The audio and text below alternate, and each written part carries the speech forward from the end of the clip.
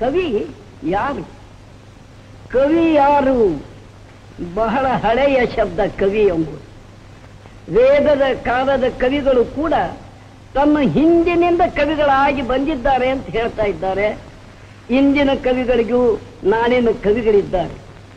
ಕವಿ ಹೇಳುತ್ತಾನೆ, ಅದನ್ನು ತಿಳಿದುಕೊಳ್ಳುವವನಿಗೆ ರಸಿಕ ಎನ್ನುತ್ತಾರೆ, ಸಹೃದಯ ಎನ್ನುತ್ತಾರೆ.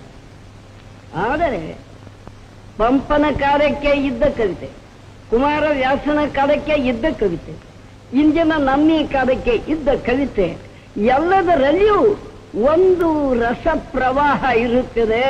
ಭಗೀರಥನ ಕಾಲಕ್ಕೆ ಇದ್ದ ಗಂಗೆ ನಮ್ಮ ಕಾಲಕ್ಕೂ ಇದ್ದಾರೆ. ಆದರೆ ಆ ಕಾಲಕ್ಕೆ ಇದ್ದ ನೀರು ಈ ಕಾಲಕ್ಕೆ ಇಲ್ಲ. ಅದು ಇದ್ದದ್ದು ನೀರೇ.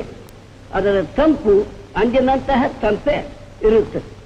ಕೇಳುವವರ ಜನ, ಅವರ ಸಂಸ್ಕಾರ ಬದಲಾಗಿದ್ದರೂ ಕೂಡ ಕೇಳಬೇಕೆಂಬುವ ಕುತೂಹಲ, ಜಿಜ್ಞಾಸೆ ಎಲ್ಲಿಯವರೆಗೆ ಆ ಸಮಾಜದಲ್ಲಿ ಇರುತ್ತದೆಯೋ ಅಲ್ಲಿಯವರೆಗೆ ಕವಿಯ ಜೀವನ, ಕಾವ್ಯ ಸಾರ್ಥಕವಾಗುತ್ತದೆ. ಇಂಥ ಸಂಸ್ಕಾರ ಜನರಲ್ಲಿ ಕಡಿಮೆಯಾದಾಗ ಸಮಾಧಿಯಲ್ಲಿದ್ದ ಒಬ್ಬ ಗುರುವಿನ ಮಹಾತ್ಮ್ಯದಂತೆ ಅದು ಅಲ್ಲೇ ಸ್ತಬ್ಧವಾಗಿರುತ್ತದೆ.